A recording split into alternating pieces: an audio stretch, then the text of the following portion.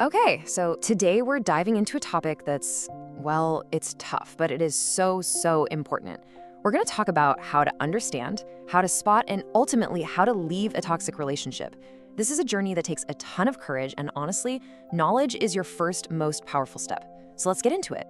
I mean, this quote from psychologist Christian Davin just hits the nail on the head, doesn't it? A relationship should be your safe harbor, your peace. And that really brings up a crucial question. Do your interactions with your partner leave you feeling energized, or do you feel like you're constantly recovering from them? If it's the latter, that's a huge sign that something is just not right. All right, so first things first, how do you even know if you're in a toxic dynamic? Some red flags are like giant, flashing neon signs. They're impossible to miss. But others, they're more like quiet whispers. And as we're about to see, those quiet ones can be just as damaging, maybe even more so, because you don't always notice them until you are completely and utterly worn down. What's really telling here is that all of these signs, they're about how you feel on the inside. A major sign of a toxic relationship isn't always some big dramatic fight. It's that heavy, anxious, on-edge feeling that lingers afterward. If you find yourself constantly editing what you say to avoid setting them off, or if you're the only one trying to have the hard conversations and clean up the emotional messes, you're not a partner anymore. You're an emotional caretaker.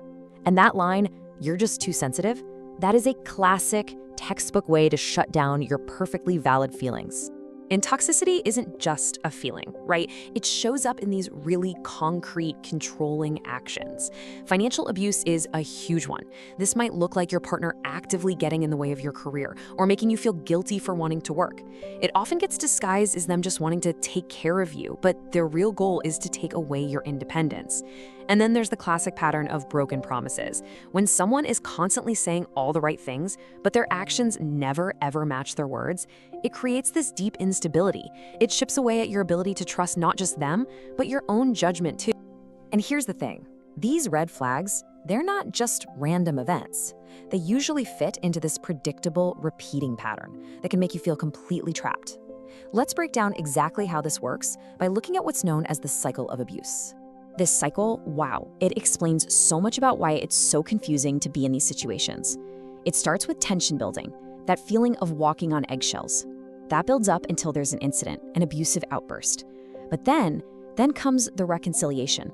Suddenly, the abuser is sorry, they're charming, they're loving, they swear it'll never happen again. This ushers in the calm phase, or the honeymoon phase, where things feel good and you're filled with hope. And that calm phase, that's the hook. That's what keeps you in.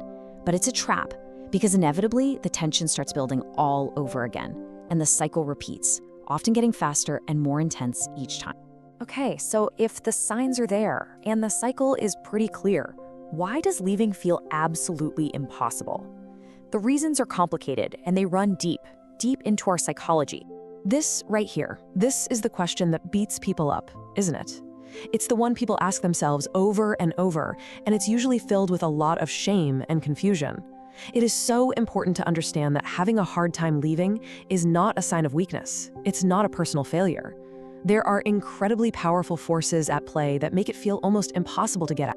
And a huge piece of this puzzle is a powerful psychological concept called a trauma bond.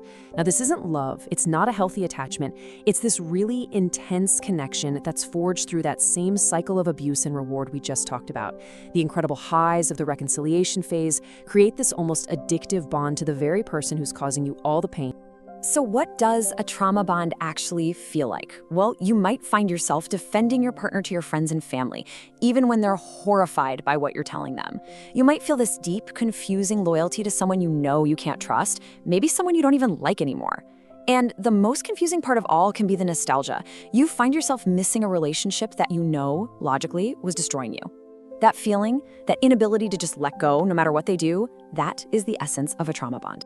And look, on top of the trauma bond, there are so many real-world, practical reasons leaving is hard. There's the very real fear of the unknown, or even fear of what your partner might do if you leave. There are the practical things like being financially dependent or having kids together, and let's just be honest, our feelings are messy. You might still genuinely love this person. You might feel a deep shame that stops you from telling anyone. And sometimes even a painful, familiar routine can feel safer than the terrifying idea of starting all over again. So just knowing all this, acknowledging how hard it is, that's a huge step. But now let's shift from just understanding the problem to actually taking action. Here is a clear, step-by-step plan you can use to start moving forward safely. First up, and this is non-negotiable, you have to break the isolation. Tell trusted friends, family, or a professional what is really going on. Second, make a practical plan. Get your finances in order, figure out where you'll go, what you need to take. Third, and this is absolutely critical for breaking that trauma bond, you have to cut off contact. Block their number, block them on social media, all of it. This creates the space you need to heal without them manipulating you to come back. And finally, get professional help if you can and pour all that energy you were spending on the relationship back into yourself. Get back to your hobbies, your friends, rediscover who you are. And I want to be really clear about this. After you leave, you're going to have moments of doubt. It is completely 100% normal to miss them.